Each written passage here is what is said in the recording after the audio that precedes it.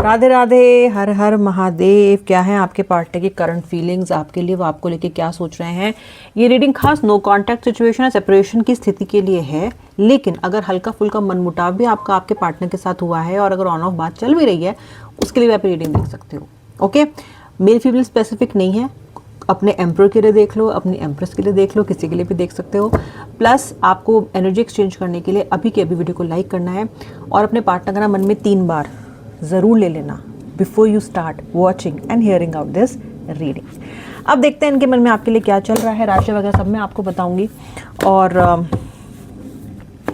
मन में गुप्त फीलिंग्स आपके लिए क्या है जो वो छुपा रहे हैं, बता नहीं रहे हैं, और क्या ऐसा कुछ है भी जो छुपा रहे हैं। Let's check.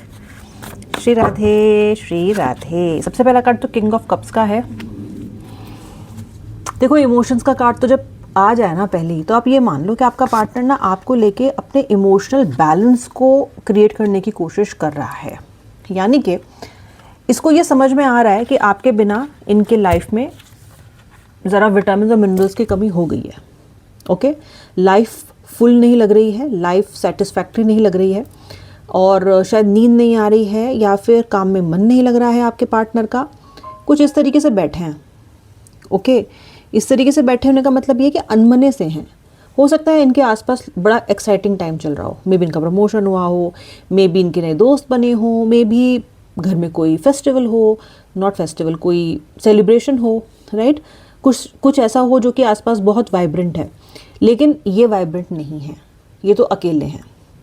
और अकेले भी इतने हैं कि इमोशनल बैलेंस प्राप्त करने की कोशिश आपका व्यक्ति कर रहा है। ओके, अधिकतर टाइम ये आराम से अकेले से में गुजार रहे हैं और कुछ ना कुछ एक्टिविटी तो कर रहे हैं साथ साथ, कोई काम पूरा कर रहे हों या somewhere the person is trying to utilize the time. लेकिन जो ये है ना, इनका ये वाला जो माला है, ये आपके बारे में ही सोचता रहता है पूरा टाइम, इसका कुछ कर नहीं पा रहे हैं ये। Swords, disputes and sabotage.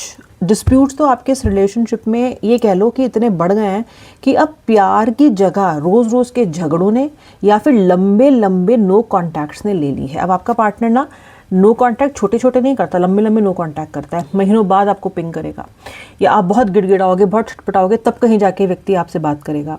हर चीज़ का इलाज इसने आपको ब्लॉक करना सीख लिया है। ये इन्होंने एक बढ़िया अपना सर्वाइवल मैकेनिज्म सोच लिया है, लड़ाई ब्लॉक हटाओ, तो ये खटाक खटाक आपको ब्लॉक करते रहते हैं। ठीक है। अच्छा, राशियाँ देखो, वाटर साइंस तीनों हैं हमारे, वृश्चिक यानी कि स्कॉर्पियो, पाइसेस यानी कि मीन, एंड हमारे कर्क यानी कि कैंसर। इसके अलावा मुझे जेमिनाई, लिब्रा, एक्वेरियस, ये साइंस भी दिखाई दे रहे हैं। देखो यार, सोलमेट्स हो, भूल आप नहीं पा रहे ना इनको, इसीलिए नहीं भूल पा रहे हो, सोलमेट्स हो। वरना आपका व्यक्ति ऐसा है कि अगर आपको चॉइस दी जाए, जिस तरह के आप इंसान हो ना, पोल मतलब यहाँ पे आप ये बोलो कि यू आर एक्सट्रीम्स। आपका व्यक्ति एक एक्सट्रीम पे है, आप दूसरे एक्सट्रीम पे हो। यूजुअली आप ऐसे लोगों को अपनी लाइफ में जगह नहीं देते हो। You usually don't entertain people who are like your partner. आप भी अपने मन में सोचते होगे कि इसको मैं क्यों झेल रही हूँ, उसको मैं क्यों झेल रहा हूँ, क्योंकि मैं यूजुअली आप ये सोचोगे कि मैं अदरवाइज इसको नहीं झेल रहा होता। अगर ये इंसान मेरा लवर ना होता या इसमें से मेरे मन के तार ना जुड़े होते, तो सबसे पहले आप इन्हें उखाड़ के अपनी ज़िंदगी से बाहर फेंकते, क्योंकि बहुत टॉक्सिक इंसान है। लेकिन जो आप दोनों के बीच में ये सोलमेट कनेक्शन है ना, डिवाइन कनेक्शन है, that somewhere stops you, prevents you from hating this person. चाहकर भी नफरत नहीं कर पाते हो।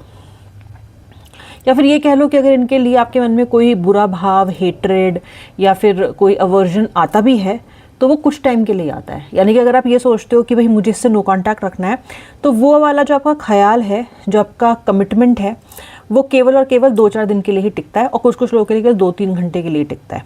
क्योंकि ये कनेक्शन इतना डीप है, ये कनेक्शन इतना सोलफुल है, इतना प्योर है, इतना सेल्फलेस है कि आप इस व्यक्ति के बारे में बुरा सोच नहीं पाते, ना ही इस व्यक्ति के बुरे की कामना कर पाते हो आप।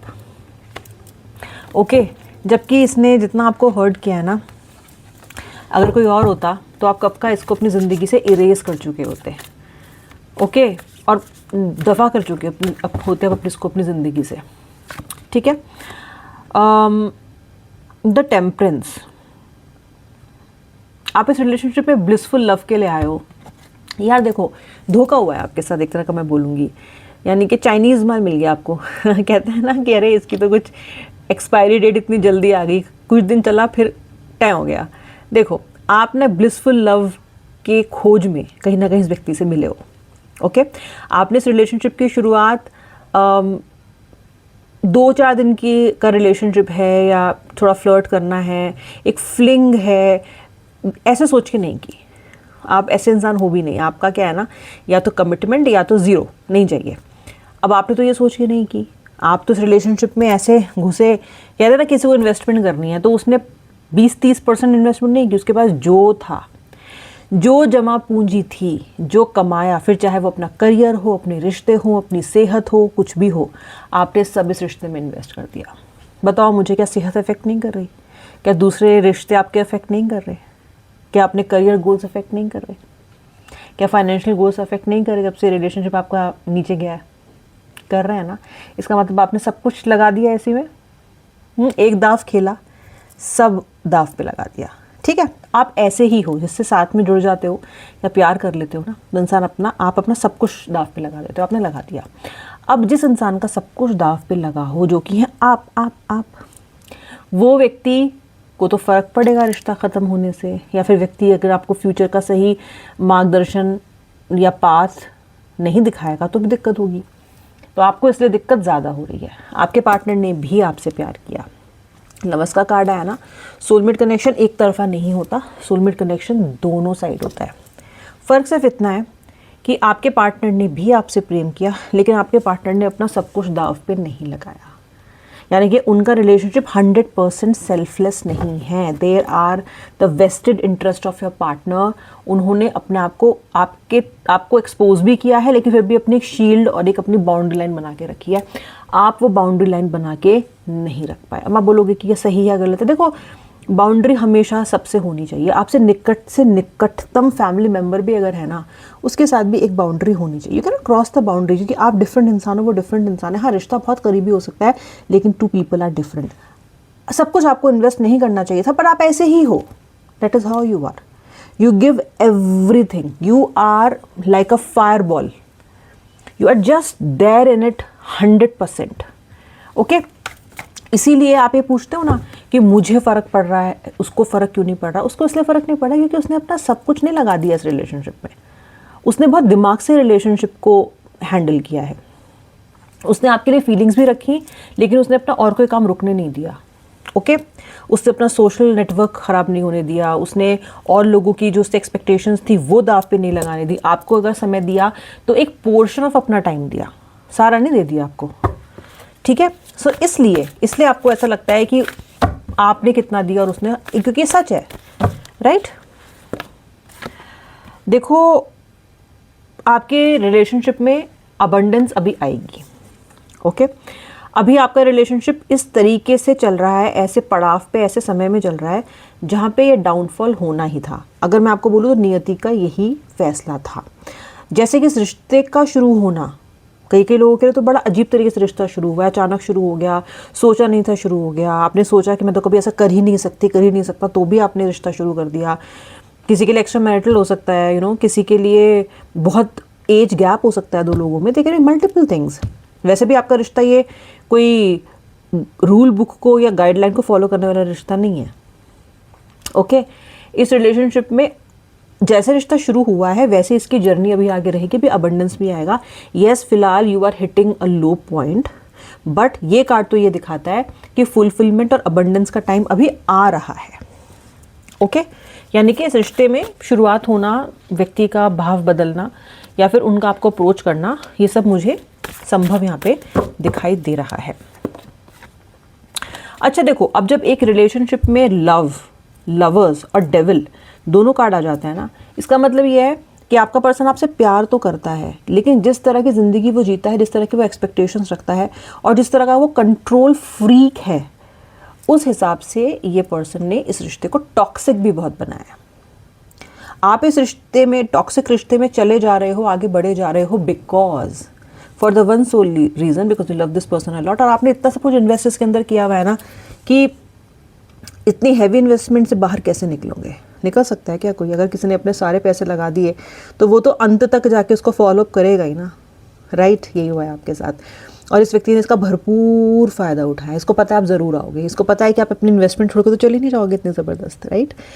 और इसलिए हर तरीके से आपको मैनिपुलेट किया है, एटीट्यूड बहुत दिखाया है, ईगो बहुत दिखाई है, टॉक्सिक। अब ये डेविल कार्ड ये भी दिखाता है कि अगर आप इनसे जुड़े हो और अगर आप इन बेड़ियों में जकड़े हो तो ऐसा नहीं है कि आप इससे निकल नहीं सकते। क्योंकि जो लोग मूव ऑन करने के बारे में बार बार सोचते हो और ये सोचते हो कि ये एक सोलमेट कनेक्शन है जो कि डेविलिश टर्न हो गया है तो मैं निकल नहीं सकती, नहीं, इन बेड़ियों में भी आप अपनी मर्जी से ही फंसे हो। Why? Because of the investment, right? But मुझे अबंडेंस दिखता है कि इस रिलेशनशिप में आएगी। ये इंसान ना इस रिश्ते को डोमिनेट करना चाहता है हर तरीके से, ओके? यानी कि कंट्रोल इसके पास रहना चाहिए, यानी कि आप उतना कंट्रोल में नहीं रहने चाहिए, ये कंट्रोल में रहने चाहिए। इसने भी आपके रिश्ते को काफ़ी हद तक हर्ट किया है, क्योंकि जब कोई व्यक्ति कंट्रोलिंग होता है ना तो रिश्ते में पार्टनरशिप इक्वल नहीं रहती। एक सप्रेसर बन जाता है और दूसरा व्यक्ति विक्टिम बन जाता है। यही आपके साथ हो रहा है, ओके? अब इनका नेक्स्ट एक्शन क्या होगा, क्या सोच रहे हैं और ये आपके बारे में मैं थोड़ा सा और डिटेल में चेक करती हूँ। सोच तो रहे हैं,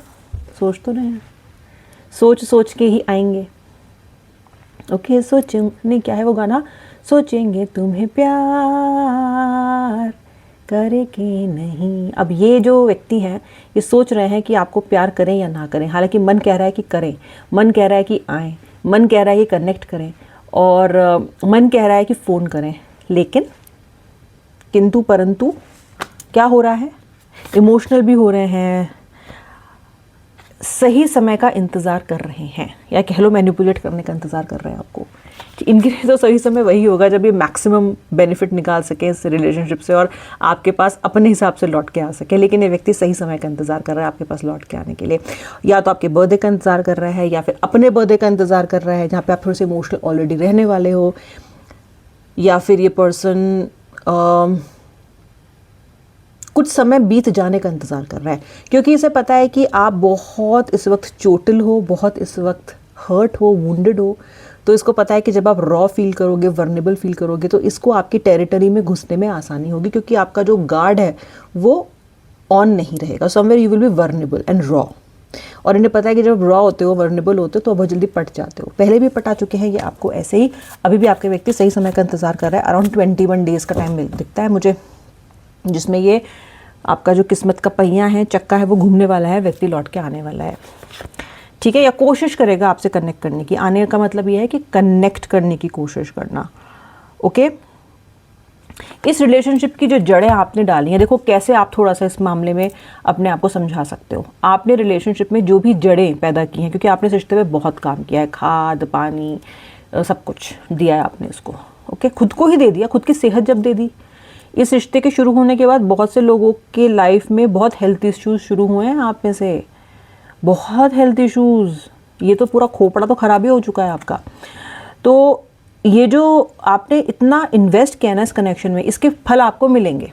तो आपको नियति, डिवाइन, यूनिवर्स ये बताना चाह रहे हैं कि आप ये मत सोचो कि मैंने इतना इसमें लगा दिया रिश्ते में तो मुझे कुछ मिला नहीं। रुको, अभी सही टाइम आने वाला है। व्हील ऑफ फॉर्चून का जो एक टाइम फ्रेम है वो घूम रहा है और आपको ज़रूर अपने वो पेशेंस के फल आपको ज़रूर मिलेंगे, ओके? थोड़ा सा पेशेंस रखो, पेशेंस का फल आपको मिलेगा।